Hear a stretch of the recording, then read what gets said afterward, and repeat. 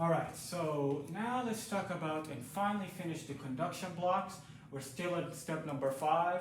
The final thing we should assess for a conduction block is the bundle branch block as well as the hemi block, alright?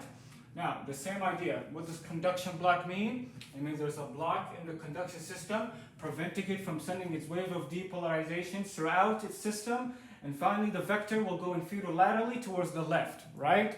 Right. Now, one of the ways the rhythm could be disturbed through arrhythmia. So a block in conduction, part of non-sinus arrhythmia. Right? Right. Now, let's talk about bundle branch block. Now, bundle branch block, from the name, you either have a block in the right bundle branch, you either have a block in the left bundle branch, or now we're going to add some anatomy here. Or you can have a block which is known as a hemi block, in which you have a block in one of the branches of the left bundle branch. The anterior fascicle, which goes towards this direction, or the posterior fascicle. Yes, the left bundle branch, unlike the right bundle branch, has branches. It's sub-branches. So the right bundle branch, it has no sub-branches. But the left bundle branch, it has sub-branches. They call these sub-branches fascicles. You have 3. You have one anteriorly, you have one posteriorly, and you have one in the septal. The one called septal fascicle. But that's irrelevant when we're assessing it. What we want to care about out of the 3 fascicles, anterior, posterior, septal fascicle, the 3 sub-branches of just the left bundle branch, the one we care about is the anterior and the posterior. Mumtaz? Mumtaz. Now we're going to come to this in the end. Mumtaz, but I just want you to keep in mind is that there can be a block in one of the fascicles, either the anterior fascicle or the posterior fascicle, and this can give us a hemi block, and we'll come to that later on. Now, let's come back. So as we remember from the conduction system, the SA node sends action potential to the AV node and to Shara Malik Abdullah, and then eventually it will come to the bundle of his and towards the right and the left bundle branch. The right and left bundle branch, they will depolarize, specifically the left and the right ventricle. So now let's come here. Now, before we talk about left bundle branch block and right bundle branch block, there's some principles you need to memorize. If I ever want to assess for bundle branch block, I must check at these 4. I have to. Number 1, if I want to assess whether there's a bundle branch block, I need to know whether the QRS is widened. Yes, the same as before. If the duration of the QRS complex is more than 0.8 or 0.08, this is wide. First, the QRS must be wide. Number 2, the QRS configuration, meaning its shape, it must have a specific shape. At the very least, the R wave should be very high. At the very least, the R wave must be very high. Okay? Third, there should be secondary repolarization abnormalities. We've heard this term before, where in hypertrophy, we've seen in right ventricular and left ventricular hypertrophy that they can affect repolarization. The same idea, the same effect that we mentioned before, it also can be seen in bundle branch blocks. So it's not a specific sign, it's a sensitive sign. So if they've seen that block in the bundle branches can affect repolarization. So you might have repolarization abnormalities secondary to a right or left bundle branch block, doesn't matter. Mumtaz. And if you remember, the abnormality is that you will have an ST segment depression. You'll have an ST segment depression downslope, a gradual downslope, followed by a rapid upslope, along with a T wave inversion or a flattened T wave. So I have an ST segment depression with an asymmetric T wave inversion or flattened T wave. Mumtaz? That's secondary repolarization abnormalities. It must be present.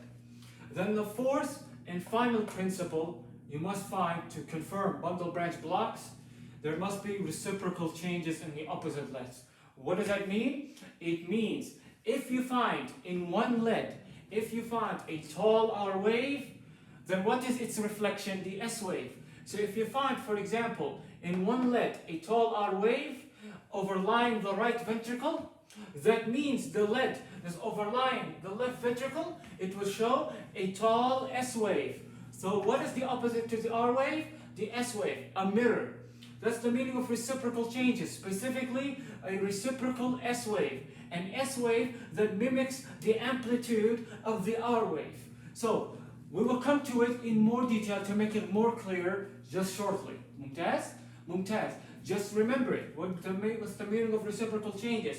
If you have a tall R wave in one lead overlying the right ventricle, there's a tall, broad, deep S wave overlying the left ventricle, giving us a deep negative deflection, and vice versa, and vice versa.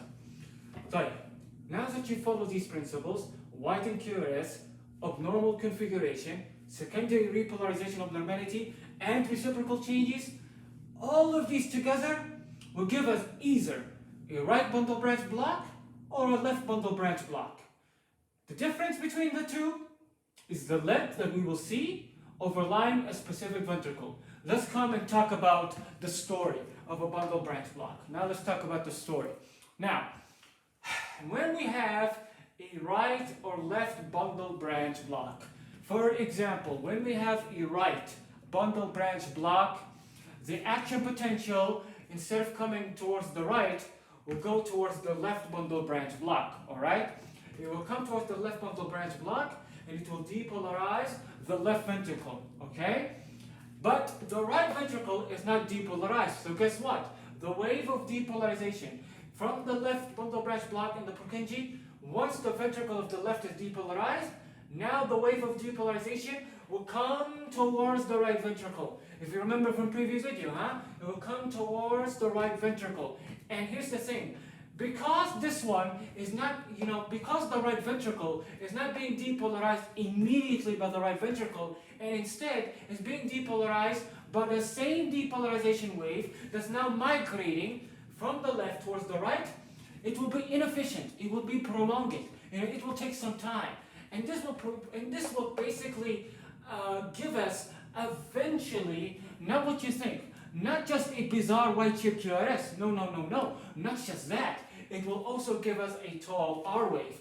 Basically what that means is that once the wave of depolarization, once it comes from the left towards the right ventricle is unopposed.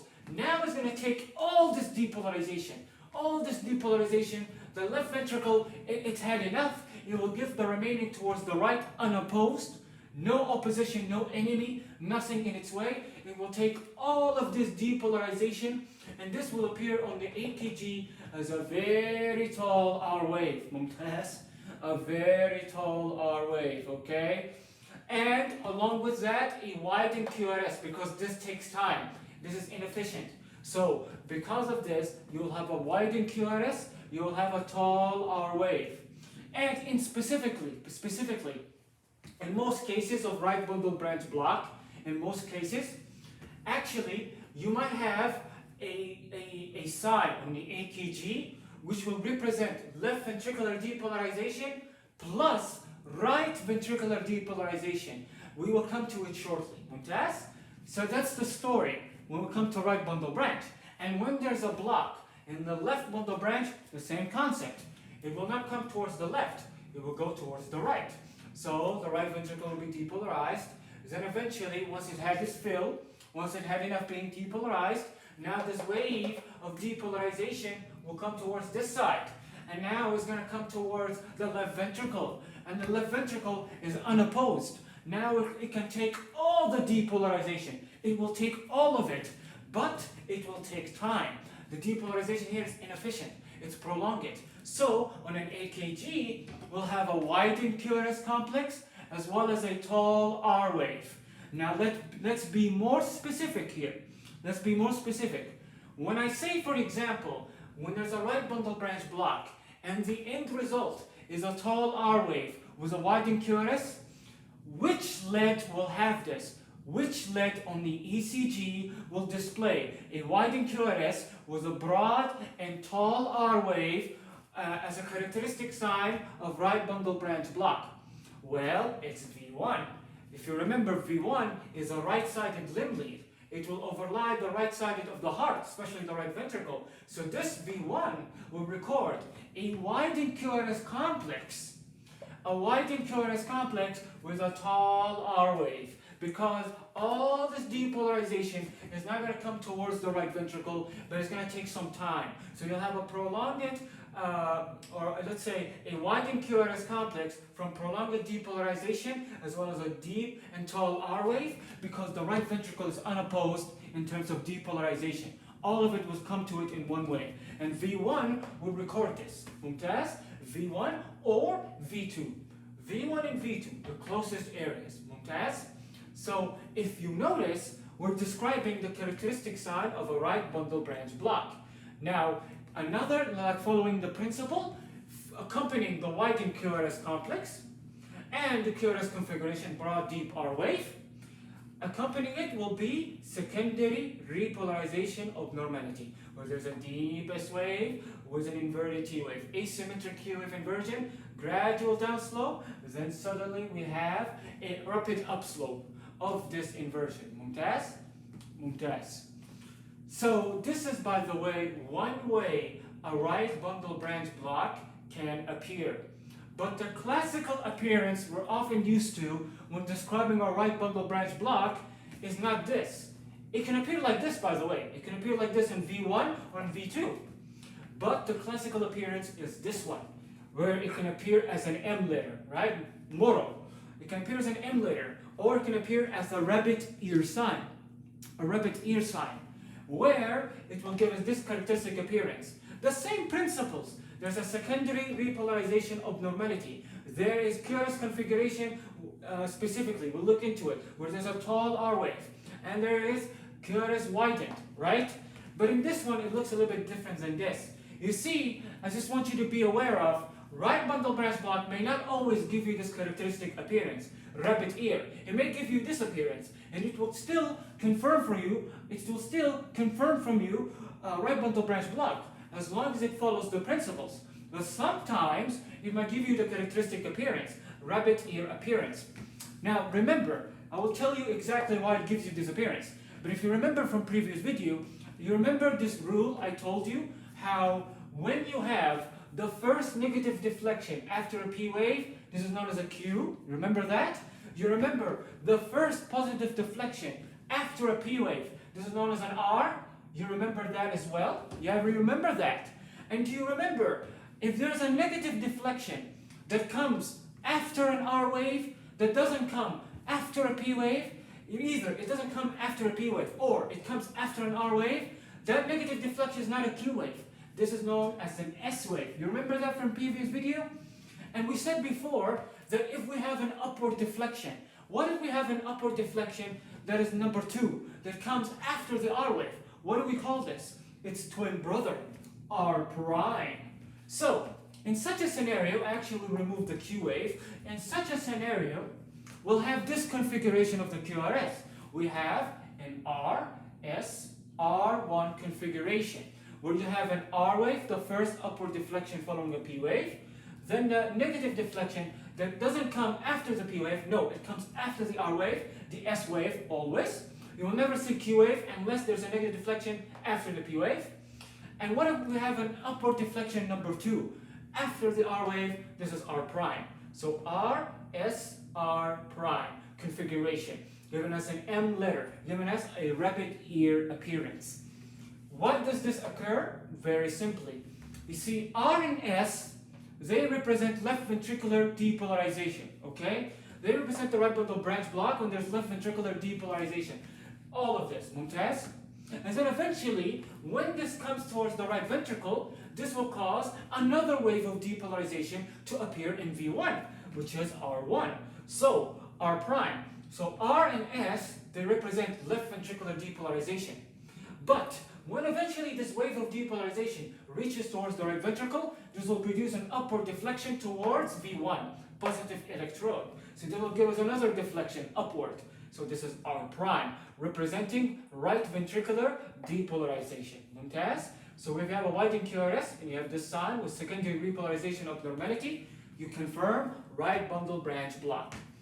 Now there is one last thing, one last principle You remember the reciprocal changes?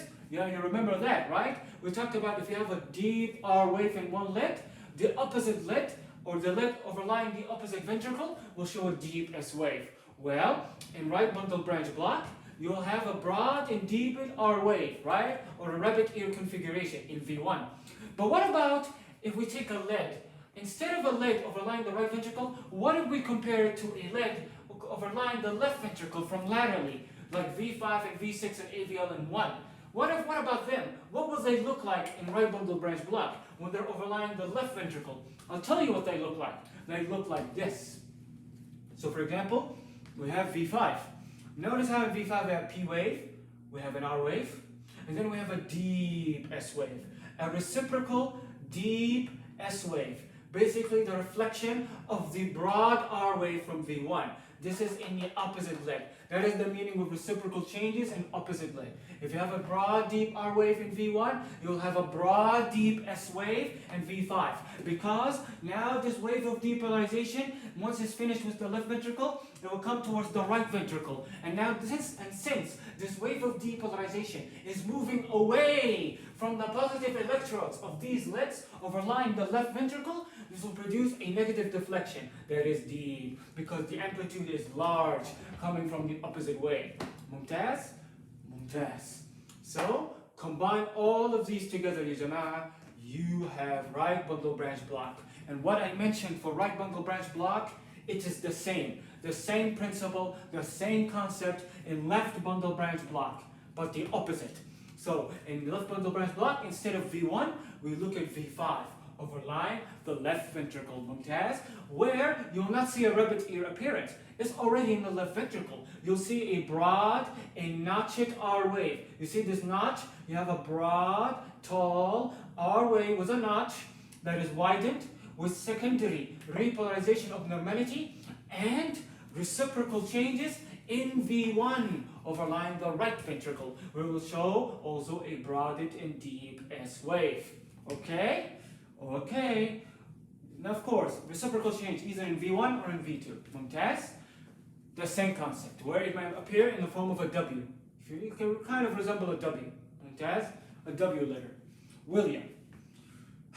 Now we finished with the right bundle branch block and the left bundle branch block. Easy, easy, easy. So, if you want to check for right bundle branch block and left bundle branch block, look at the legs overlying their respective ventricles near to the bundle branch. If I want to check for right bundle branch block, I will look at V1 and V2 and look at these principles. If I want to assess the left bundle branch block, I will look at any of the lateral legs like V5 and V6, and I will assess the principle. And at the end of this principle, I will look at reciprocal changes. And a left bundle branch block, I will look at V1. Right bundle branch block, I will look at V6 for reciprocal changes. Mumtaz? Mumtaz. Now we finished with bundle branch block. The final thing is hemiblock. Hemiblock. We talked about hemiblock.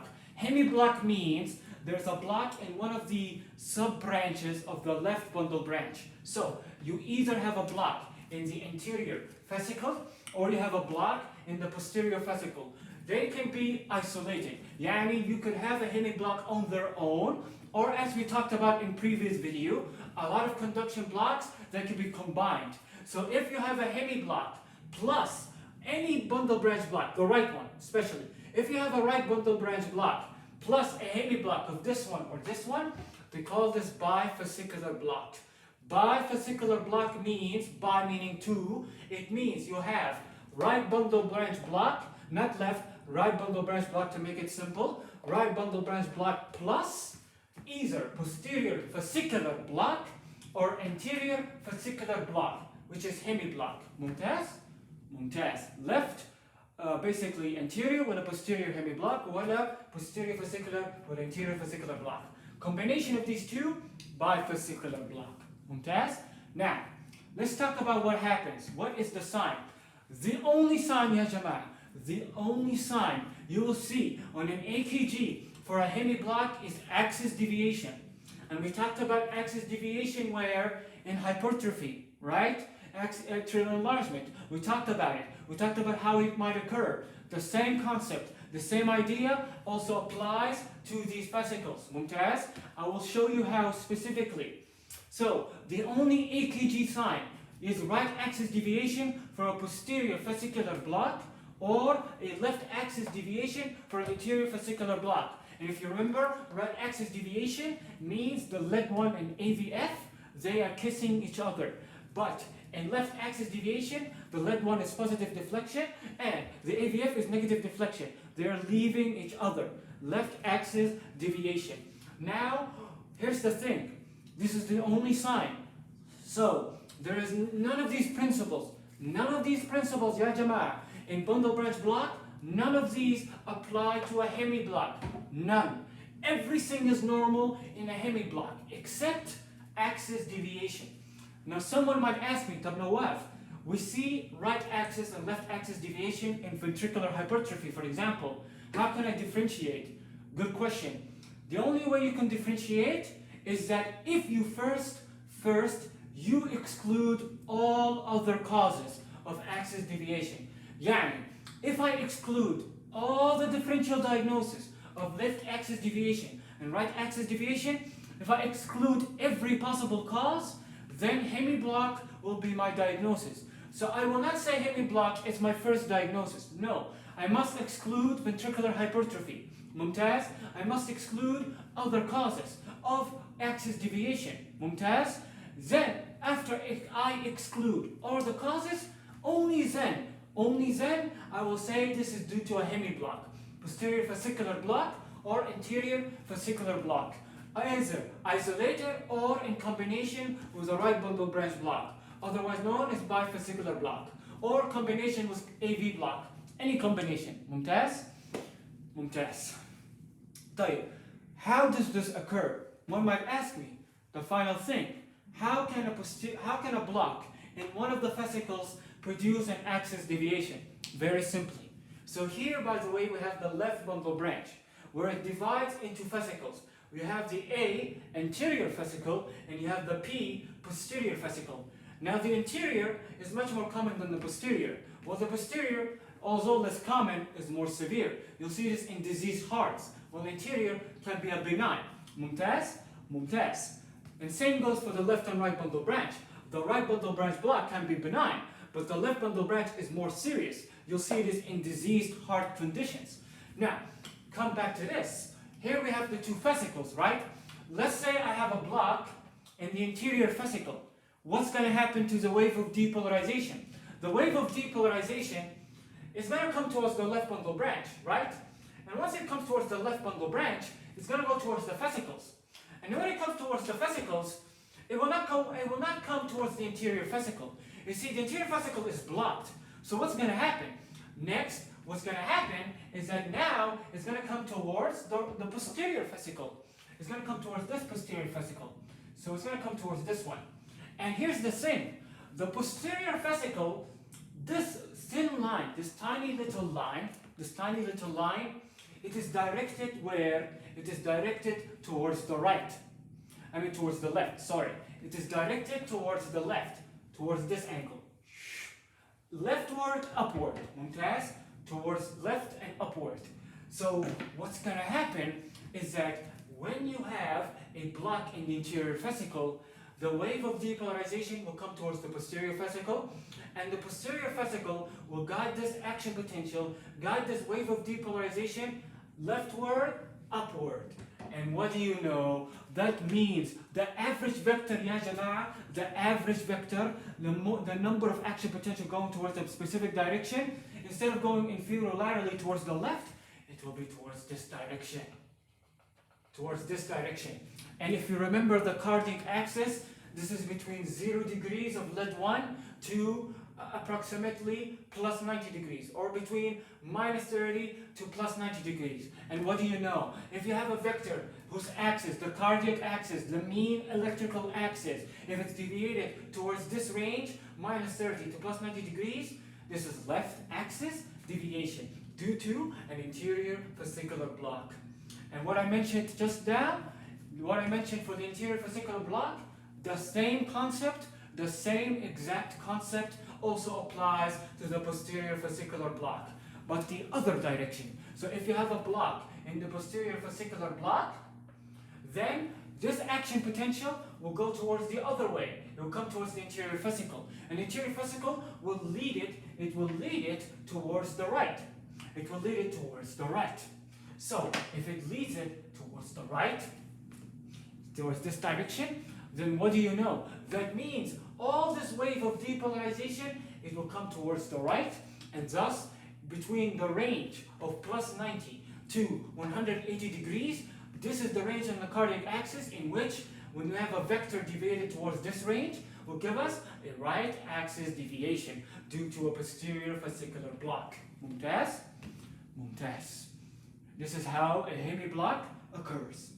So, remember, these can be in combination.